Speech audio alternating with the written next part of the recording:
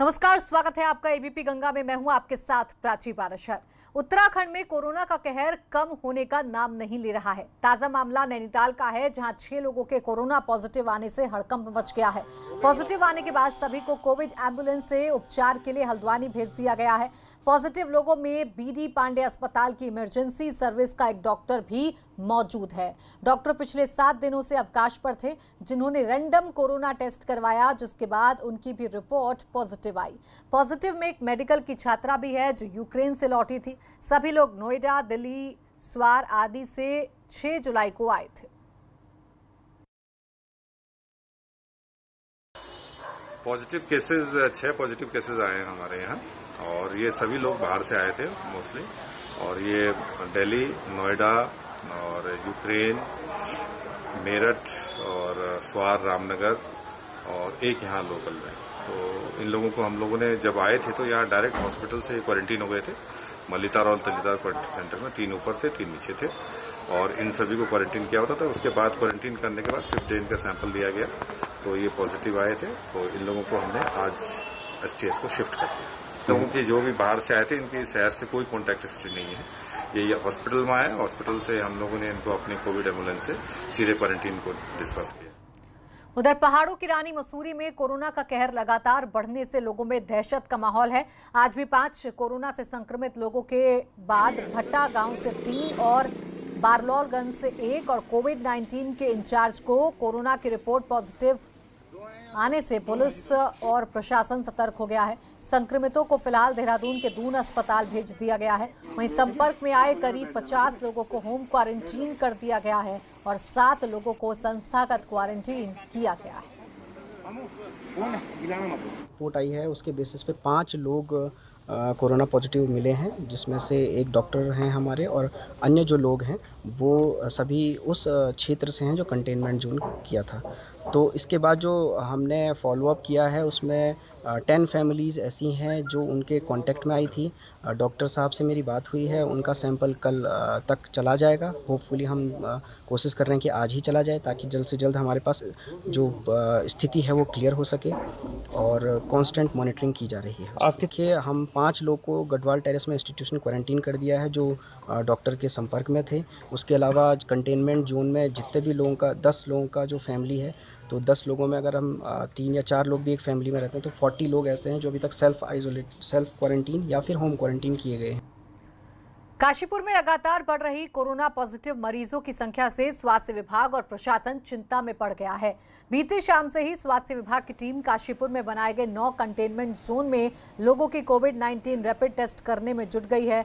इस दौरान 17 लोग कोरोना संक्रमित पाए गए हैं, जिन्हें काशीपुर के ही एक निजी होटल में बनाए गए कोविड केयर सेंटर में भेजा गया है। इस दौरान काशीपुर नगर निगम के एक पार्षद की कोरोना पॉजिटिव पाए जाने पर हड़कंप मच गया। आनन फानन में निगम सभागार में मेयर समेत सभी पार्षदों और निगम कर्मियों की कोरोना जांच शुरू कर दी गई। काशीपुर में लगातार बढ़ रहे मामलों के बीच जहां जिले के स्वास्थ्य विभाग के अधिकारी काशीपुर में डेरा डाले हैं, तो वहीं जिले और प्रदेश के अधिकारी लगातार मॉनिटरिंग कर रहे हैं।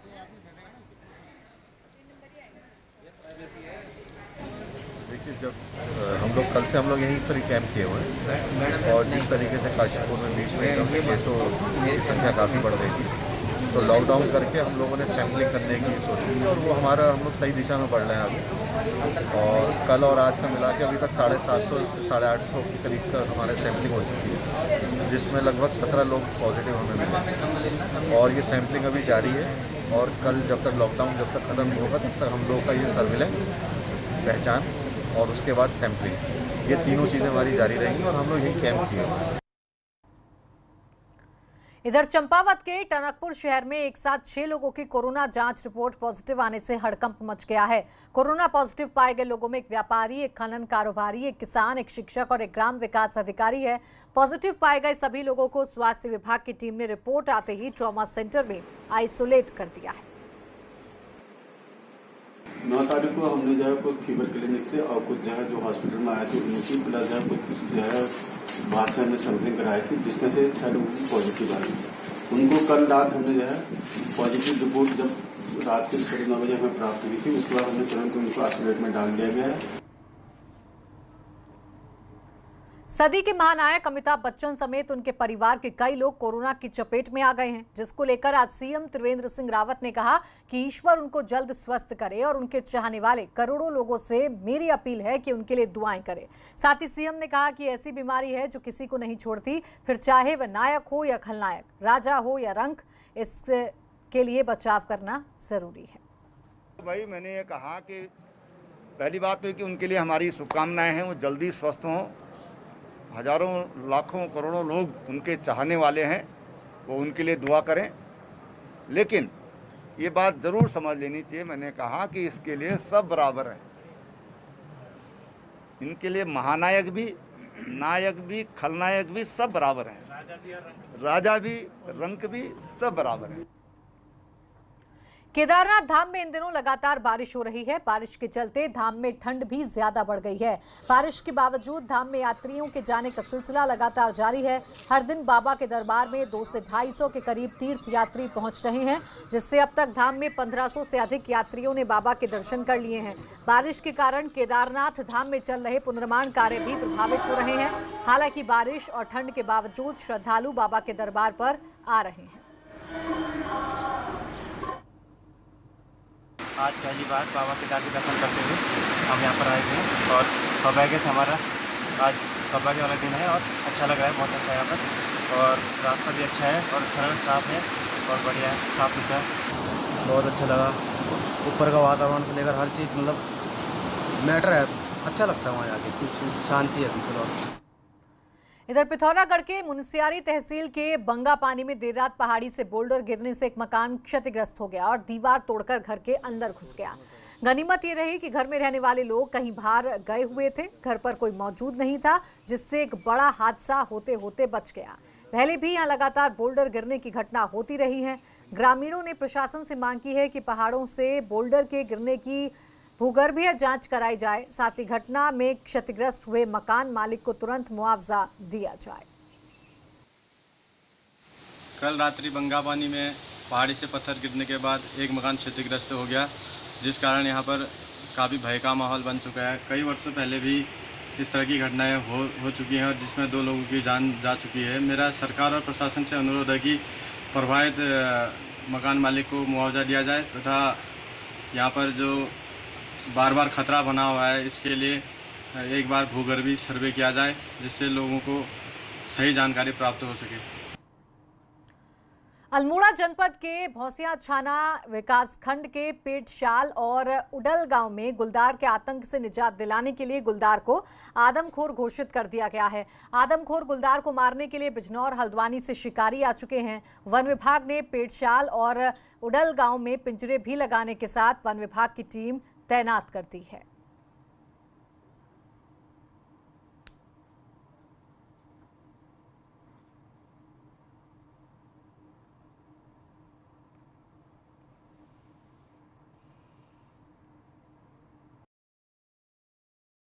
आप विदित हैं, हमारे अल्मोड़ा रेंज के बाड़े छीना सेक्शन के पास 2 ग्रामों में 2 दिन के अंतराल पर 2 घटनाएं हुई, जिसमें पहले एक बालक की हत्या की गई लेपर्ड द्वारा और दूसरे केस में एक बुजुर्ग महिला की हत्या कर दी गई है। इस स्थिति को देखते हुए उच्च स्तर से उसको मानव जीवन के लिए खतरनाक घोषित कर दिया गया है और उसको नष्ट करने की अथवा संभव हो सके तो उसको पकड़ के ट्रैंकुलाइज करके पकड़ने की अनुमति प्राप्त।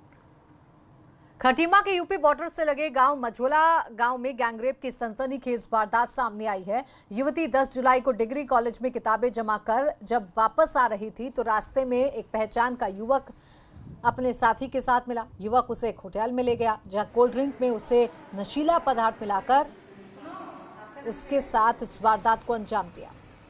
दोनों युवक युवती को यूपी में न्यूरिया के टांडा विजेंसी गांव ले गए, जहां 2 और युवक पहले से मौजूद थे। चारों युवकों ने युवती से सामूहिक दुष्कर्म किया और उसे सड़क पर छोड़कर चले गए। फिलहाल पुलिस की तहरीर पर आरोपियों पर मुकदमा दर्ज कर लिया गया है। जिसमें महिला के जो कुछ परिचित लोग ही थे जिनके साथ गई, उसके साथ गलत काम कर दिया गया, तो उसमें तत्काल पुलिस द्वारा जैसे ही नॉलेज में आया जानकर में FIR दर्ज कर ली गई है और जो अभियुक्त है उनके लिए दबिश दी जा रही है। उम्मीद करता हूँ जल्दी को गिरफ्तार करके जेल भेजा जाएगा। कोटद्वार के काशीरामपुर तल्ला में नहाते समय 2 बच्चों की डूबने से मौत हो गई। दरअसल सिद्ध बली पब्लिक स्कूल के नजदीक स्टेडियम के पास कुछ बच्चे नदी में नहा रहे थे। अचानक 2 बच्चे खननकारों बारियों द्वारा किए गए गड्ढे में पानी के बहाव में चले गए, जहां पर दोनों बच्चे डूबने लगे। कुछ बच्चों द्वारा शोर मचाने पर आसपास के लोगों ने उन्हें निकाला। दोनों बच्चों को अस्पताल पहुंचाया गया, लेकिन तब तक दोनों की मौत हो गई थी। इधर परिजनों का रो रो कर बुरा हाल है। पुलिस द्वारा मृतक बच्चों को कब्जे में लेकर पोस्टमार्टम के लिए भेज दिया गया है।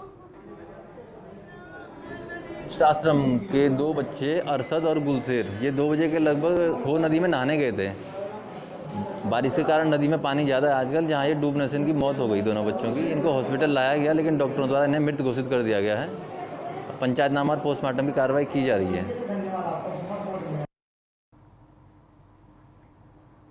और अब खबर हल्द्वानी से है, जहां कैदियों के फरार होने की घटनाएं लगातार बढ़ रही हैं, जिससे कैदियों की सुरक्षा में तैनात सुरक्षा कर्मियों पर सवाल खड़े हो रहे हैं।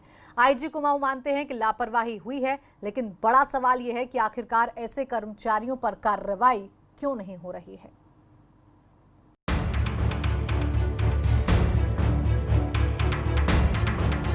नैनीताल के जंगल में पुलिस एक कैदी की तलाश कर रही है।